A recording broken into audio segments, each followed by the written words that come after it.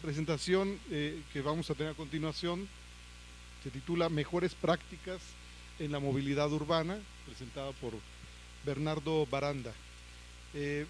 Bernardo, comentábamos ahora que no ha fallado a uno de nuestros seminarios. Eso nos complace mucho porque ya lo he platicado también con él, que estas 9 cápsulas que nos ha dado sobre movilidad, pues ya van armando todo un corpus, ¿no? Sobre disciplinar doctrinario, sobre el tema de la, más disciplinar doctrinario, sobre el tema de la movilidad. Y siempre también nos trae temas de mucha actualidad en la ciudad.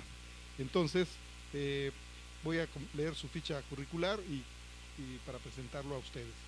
Él es maestro en Ingeniería y en Ciencias, director para Latinoamérica del Instituto de Políticas para el Transporte y el Desarrollo, ITDP por sus siglas en inglés, organización sin fines de lucro fundada en 1985 en la ciudad de Nueva York, dedicada a promover un transporte sustentable y equitativo globalmente. Actualmente el instituto desarrolla proyectos en varias ciudades del mundo, en 4 continentes, y en 4 continentes. En México, el ITDP trabaja en los 3 niveles de gobierno, desarrollando proyectos para mejorar la calidad de vida y la sustentabilidad en las ciudades, impulsando redes de transporte público, ciclovías, andadores peatonales, así como esquemas para desalentar el uso del automóvil y revitalizar el espacio público.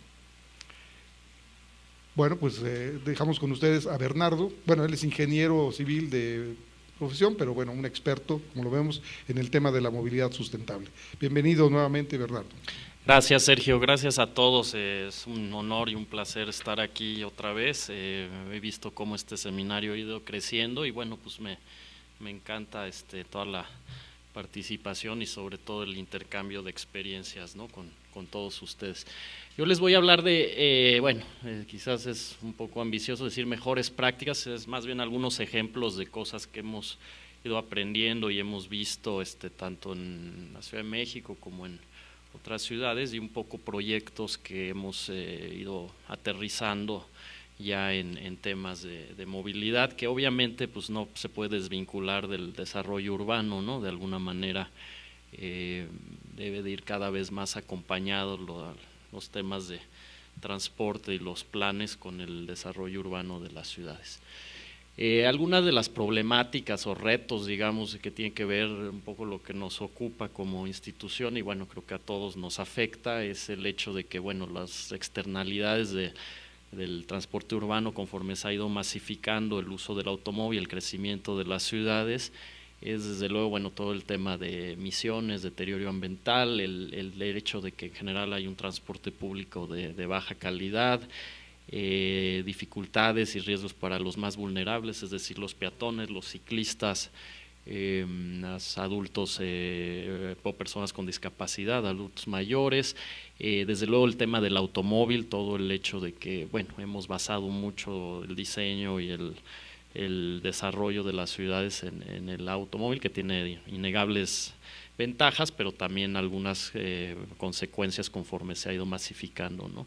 El tema de regulación y descoordinación institucional es algo que nos ocupa mucho porque trabajamos mucho con gobiernos, entonces hay una preocupante falta de regulación, de planeación, ¿no?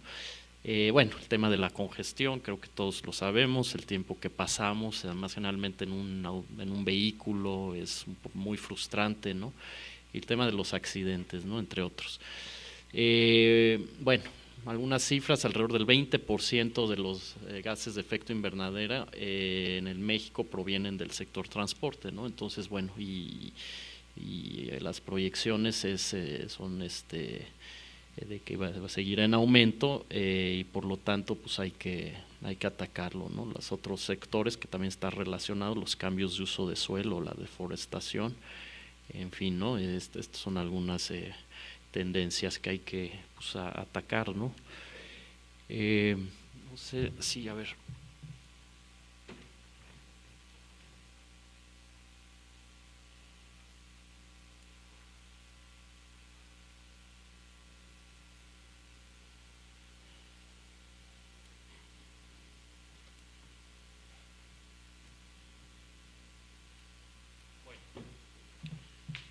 Era un video nada más para mostrar el efecto del calentamiento global y cómo lo podemos ver en muchas ciudades, pero no está instalado el QuickTime. Algunos efectos a la salud: alrededor de 7.600 personas mueren al año en México debido a enfermedades relacionadas con la contaminación ambiental. Aunque esto de alguna manera hemos mejorado a nivel país y a nivel ciudad, todavía es un tema que no hay que subestimar, ¿no? Generalmente son enfermedades que ya crónicas, pero que se asocian con la mala calidad del aire, ¿no? Aunque es cierto que actualmente es mejor que hace 20 años, no es un problema menor aún y todavía no es algo que se haya logrado ganar, ¿no?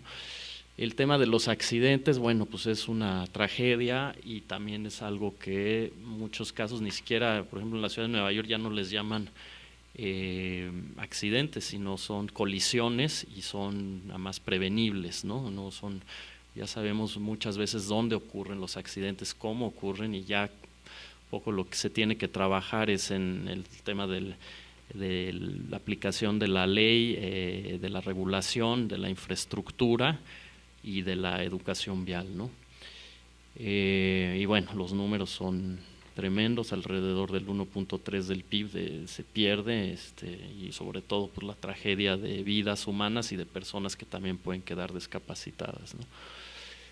La congestión, bueno, alrededor de 3 horas pasa una persona en la Ciudad de México transportándose en promedio diariamente, lo cual pues es mucho tiempo, son pérdidas de horas laborables, frustración, estrés, muchas cosas, ¿no? Y que ciertamente no se va a resolver con este tipo de infraestructuras, ¿no? De segundo piso que luego eventualmente se saturan, y además pues tiene que bajar también toda la gente que está ahí arriba, ¿no?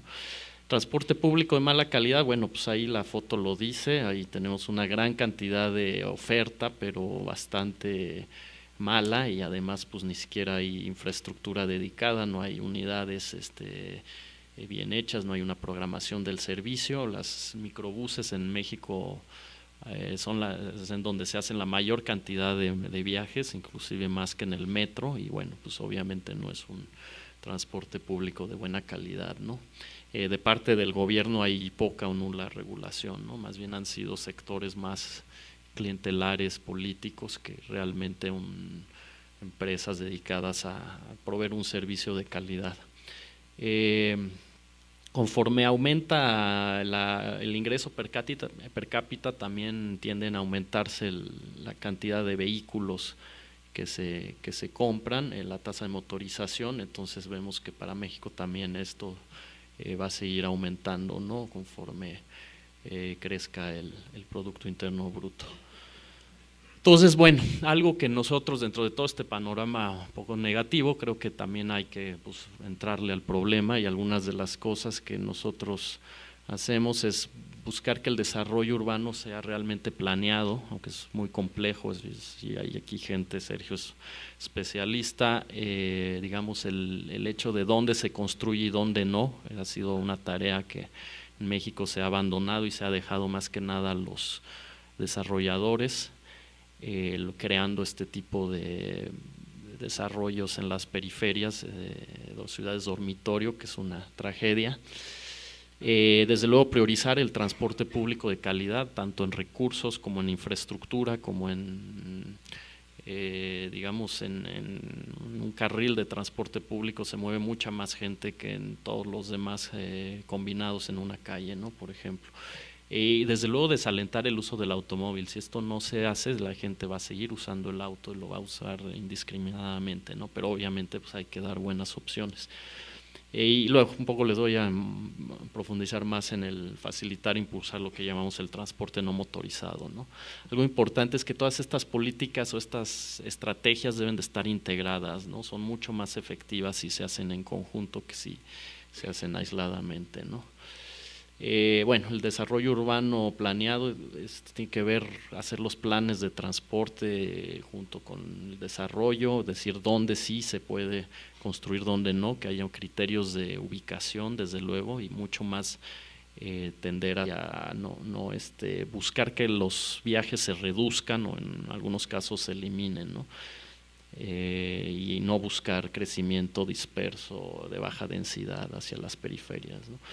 Estos 8 principios que desarrollamos hace un par de años era como también para tener más claridad y también ser más didáctico en lo que creemos que son 8 principios que ayudan a que las ciudades sean pues, mejores lugares y se pueda transportar la gente mejor, ¿no? Entonces tiene que ver con densificar, transporte público, conectar las ciudades, mezclar el uso de suelos, digamos que de alguna manera no queremos nada más un conjunto residencial donde no haya servicios, donde no haya otras cosas. El tema de la bicicleta, que bueno, creemos que es un vehículo que tiene todavía mucho potencial. Cambiar, tiene que ver con cambiar los modos en qué nos movemos, y es más en autos hacia transporte público y también con tecnologías. Y luego, desde luego, bueno, el caminar, ¿no? El peatón tendría que estar en el centro del diseño urbano. Algunas cosas que estuvimos trabajando ahora con el Programa Nacional de Desarrollo a nivel federal es que en México no hay una política nacional de ciudades, ¿no? Entonces también, y también tiene que ver con las competencias, que son más bien competencias de los estados, las ciudades o los municipios, pero pues un poco lo que buscamos es que y el gobierno, la federación también le entre a poner orden en el tema urbano, ¿no? Entonces algunas de las cosas eran sistemas integrados de transporte, no nada más un proyecto, sino hacer realmente un sistema en una ciudad, para avanzar mucho más rápido y tener metas, es decir, que en 5 años vamos a reducir X% el número de viajes en auto y los vamos a pasar a transporte público.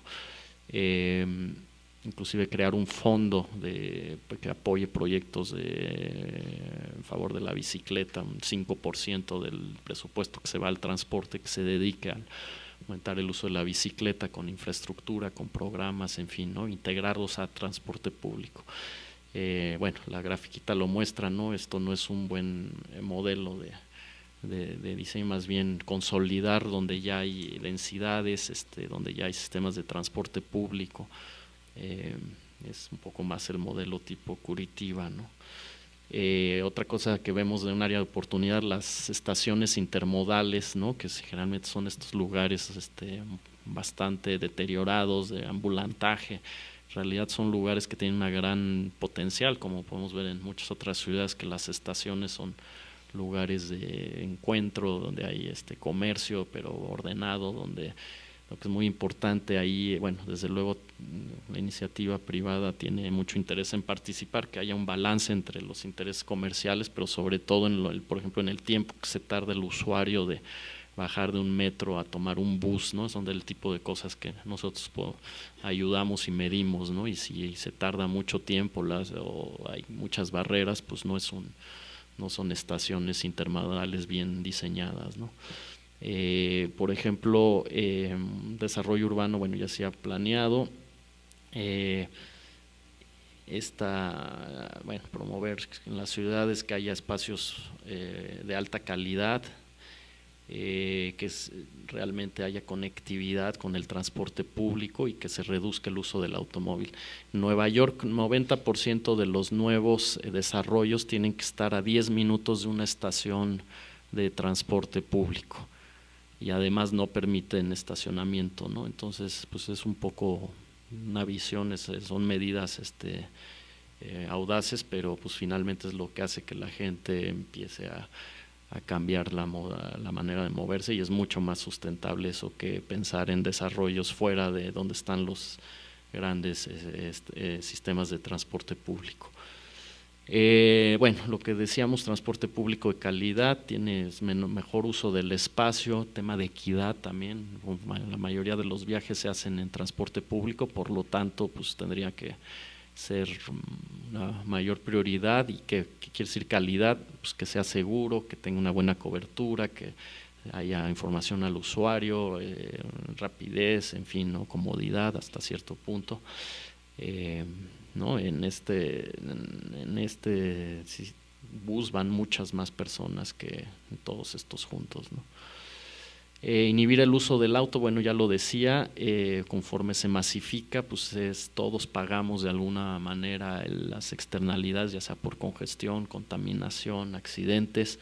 Creo que la mejor manera de atacarlo aquí es el tema del estacionamiento, empezar a disminuir. Actualmente hay una regla de mínimos de estacionamiento, entonces en zonas centrales pues en realidad no tiene tanto caso que los nuevos desarrollos tengan ese mínimo de estacionamiento. En dado caso pues yo lo dejaría ahí, a que tal vez abierto a la demanda, a ver que no necesariamente se necesitan tantos lugares de estacionamiento, ¿no? Están haciendo un desarrollo que se llama Mítica en Coyoacán, que está a 100 metros del metro Coyoacán y tiene 8,000 lugares de estacionamiento para autos, ¿no? Entonces, pues digo, el impacto que tiene en la zona, en las vialidades alrededor es muy grande. Obviamente todos estos principios de inhibir el uso del auto a través de instrumentos económicos funciona mejor cuando lo que se recauda se utiliza para mejorar los sistemas de transporte público, de bicicletas, de las banquetas, en fin, lo que quiera la sociedad. Y por ejemplo en el tema de los parquímetros que comenzaron, bueno, pues 30% de los recursos se van a utilizar en obras para mejorar la iluminación, las banquetas, los cruces de los vecinos en las áreas donde se están implementando, ¿no? Un ejercicio que hicimos, resultó que las zonas, hay unos fondos federales que pueden acceder los estados y las ciudades, y resulta que, bueno, en promedio el 77% de esos fondos metropolitanos se utilizan para infraestructura dedicada a facilitar la movilidad en automóvil, ¿no? Pasos a desnivel, viaductos elevados, todo, y en cambio mucho menos para transporte público, y ni se diga espacio público y infraestructura peatonal, ¿no? Entonces, bueno, pues estos criterios están completamente al revés de lo que deberíamos de buscar, ¿no? Hicimos una campaña que se llama El coche nos cuesta, que bueno, si metemos todas las externalidades, calculábamos entre accidentes, congestión, contaminación, estrés y demás, que es alrededor del 4% del Producto Interno Bruto. Y esto no es para poner al coche, digo, el coche tiene grandes ventajas, ¿no? Pero yo creo que hay que definitivamente reorientar la política y también la aspiración hacia por qué sería, cómo hacerle que no necesariamente dependamos tanto del automóvil, ¿no? O por lo menos lo usemos menos. En fin, ¿no? Este tipo de infraestructuras que cada vez, digamos, eventualmente las tecnologías pues va a permitir que todos estos autos sean eléctricos tal vez, y ya no va a ser un tema tanto de contaminación, pero yo creo que no queremos ese tipo de entorno aún, aunque no sea contaminante, ¿no? Entonces un poco es de eso, estamos también con el gobierno federal haciendo activamente, buscando que no se invierta esos fondos, se inviertan menos en infraestructura para autos y más en este tipo de cuestiones, ¿no? Pensando en una movilidad accesible, universal.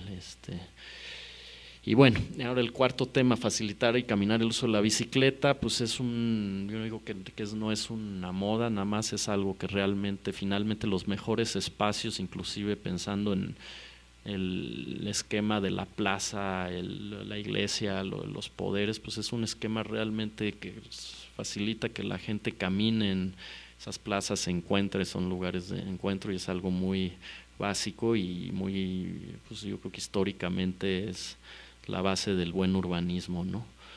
En el transporte motorizado pues muchas veces se hacen las obras y luego al final se dejan la infraestructura para los peatones, ¿no? Pensando en las coladeras, por ejemplo, que hay en las banquetas, o este tipo de barreras, o este desnivel para alguien caminando, pues no es algo menor, ¿no? O aquí en Reforma, que todavía tiene esta señalización de infraestructura para silla de ruedas, ¿no? Y alguien cruzando, yo creo que no es algo ideal. Sí, la rampa de este lado, pero pues a ver cómo cruzas allá, ¿no?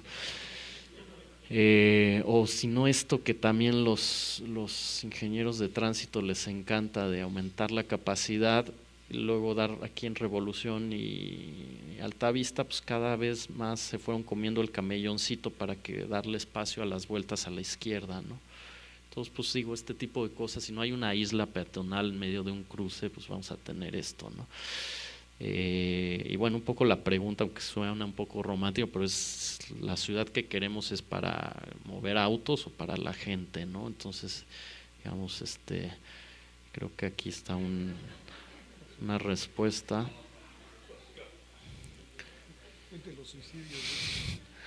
Bueno, a lo mejor hay gente que dice que para salto de longitud sí serviría, pero bueno, esta señora yo creo que tampoco le fue muy bien después de que le cambiaron su paisaje, ¿no? También en el gobierno del DF, y bueno, aunque se han hecho algunas cosas, en el 2007 hicimos un ejercicio y sí, solo el 12% del 100% de la infraestructura, solo 12% era para cuestiones peatonales versus lo demás para este tipo de obras, ¿no? De estos 3 cruces, ¿cuál les parece mejor? ¿El A, el B y el C? ¿O el C? Sí, ¿no? Bueno, el B es el único que es directo. También estos de que te hacen, estos los usan luego en Inglaterra también, que te hacen, ¿no?, zigzag, no son muy buenos, ¿no? Y generalmente el mejoramiento peatonal es relativamente simple, es decir, no son cosas de, digamos, también es importante que sea usuario el que va a diseñar esto, o vivirlo, ¿no? También cuántos funcionarios toman las decisiones desde su escritorio, ¿no? También requiere obras puntuales, no hay recetas, depende del lugar, pero generalmente es mucho pensar en la escala humana, ¿no? Y que alguien se ocupe, ¿no?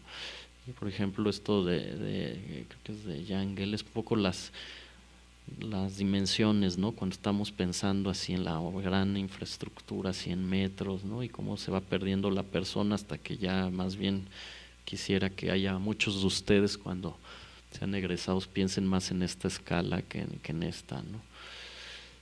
Buena información también ayuda, esto lo hicimos con el Instituto de Geografía de la UNAM, vimos dónde, ya con mapas y demás, dónde ocurren la mayor cantidad de accidentes, y bueno, es claro que en eje central ocurren frecuentemente y sabemos en qué intersecciones, ¿no? Entonces ya se puede atacar ese problema sabiendo, registrando, ¿no?, este tipo de, en este caso son colisiones y volcaduras y atropellamientos.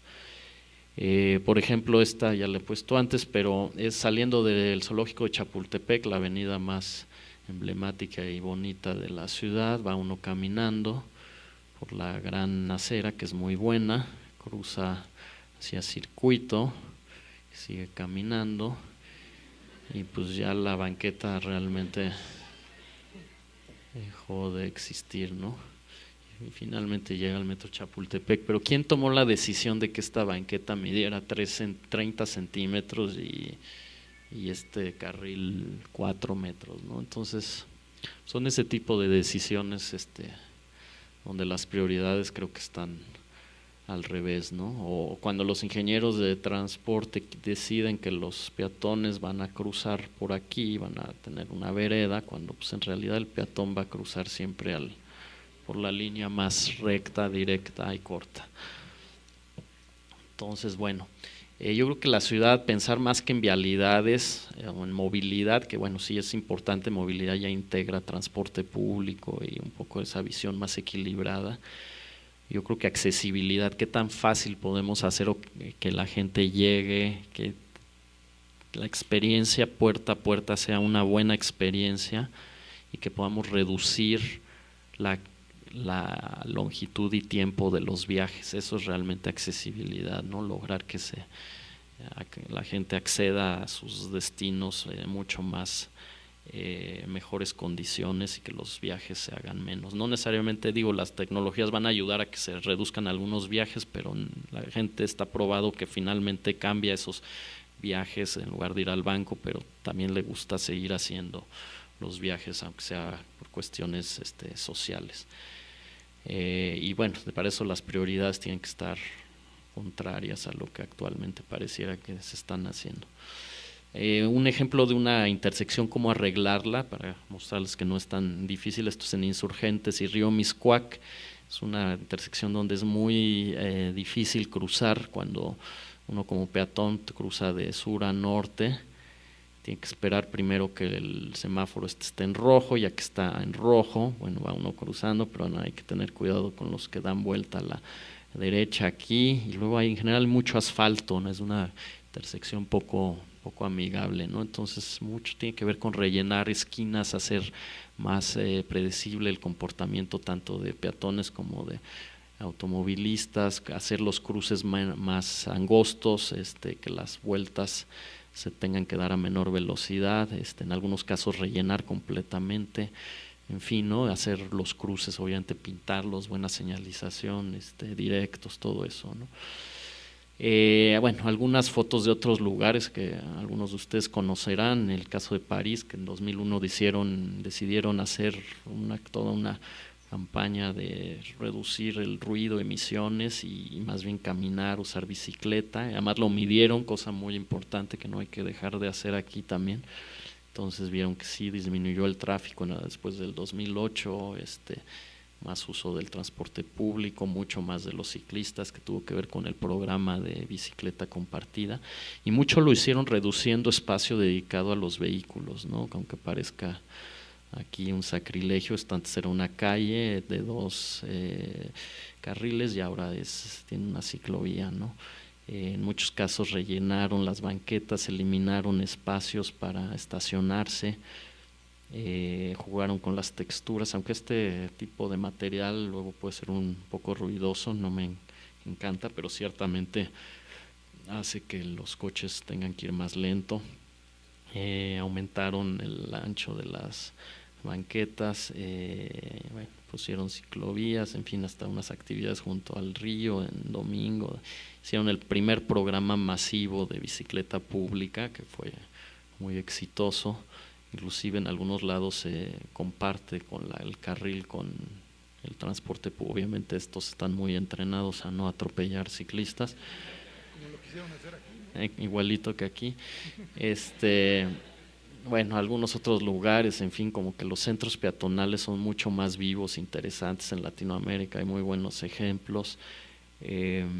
A veces el comercio, los comerciantes están en contra porque creen que va a bajar las ventas, pero en realidad no acaba siendo como aquí lo estamos viendo en el caso de Madero, por ejemplo, ¿no? En otros lugares, en Asia. También todo el tema de rescate del patrimonio histórico, arquitectónico es muy importante, que el mejor turismo se hace a pie, ¿no? Los mejores lugares finalmente a pie. El caso de Bogotá, que tuvo el centro, bueno, pues hizo toda una recuperación, y otros lugares de Colombia también, ahora en Medellín han estado haciendo unas cosas muy interesantes. En Seúl, nada más no hicieron, bueno, después de que hicieron el segundo piso, lo derribaron y lo volvieron un río, ¿no? Y es un parque lineal ahora que creo que funciona mucho mejor y que no creo que mucha gente extrañe el segundo piso, pero bueno, algunas glorietas también.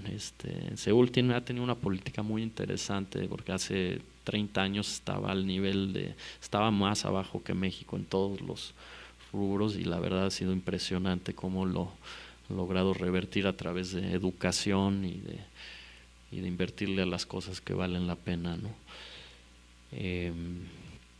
En Dinamarca también luego dicen, no, pues es que esto en Europa siempre ha sido así, pero la verdad es que en los 60s y principios de los 70s en Europa también tuvieron muchos problemas de muchos autos y demás, y pues más bien decidieron cambiar el paradigma. Bueno, creo que esta calle es un poco excesiva la cantidad de peatones, pero es un día de fiesta, pero es la misma calle. Parece Madero. y bueno, pues es una calle ahí súper importante y todo el mundo va a hacer sus compras ahí, ¿no? Inclusive los frentes al río, ¿no? En lugar de tenerlos pues ahí con coches estacionados, yo creo que se pueden hacer cosas mucho más interesantes con un poco de imaginación y voluntad política, ¿no? Esto se parece un poco a nuestro Zócalo. Además, luego medir cuánto, no nada más cuántos nuevos usos, cuánta gente atraes, pero es muy interesante que en estos espacios la gente se queda, pasa mucho más tiempo, entonces, porque son lugares atractivos, ¿no? Decía Yangel, que un buen espacio público es como una buena fiesta, ¿no? Una vez que llegas no te quieres, te invita a quedarte, ¿no? Entonces, más que ver la calle como un lugar de tránsito, yo creo que se puede ver como un lugar también de encuentro, ¿no? Y bueno, finalmente, esto es un poco más técnico, pero un poco la tendencia es acciones para reducir el uso del auto en general, pero es reducir, evitar los viajes, cambiar de modo y mejorar lo que ya se tiene, ¿no? Si las tecnologías. Entonces, todo esto es como una tendencia que, por ejemplo, los bancos, las multinacionales de fondeadoras tipo el Banco Mundial y el Banco Interamericano de Desarrollo están utilizando mucho lo de reducir, evitar, cambiar y mejorar, ¿no? Entonces es como que en esas 3 estrategias engloban muchas cosas. Desde luego, bueno, a nivel normativo hay que cambiar mucho en México, que el gobierno federal empiece a entrar al tema, que los recursos que se captan para inclusive el subsidio a la gasolina, pues sería más interesante ponerle un impuesto que se cree un fondo de transporte público, ¿no? Y bueno, desde luego involucrar a la academia, a los especialistas, y el tema de los municipios, que también nos preocupa mucho. El cambio de municipios cada 3 años es fatal para lograr una planeación, ¿no? Y bueno, con eso termino y me encantaría que tuviéramos un intercambio de preguntas, comentarios y demás. Bien.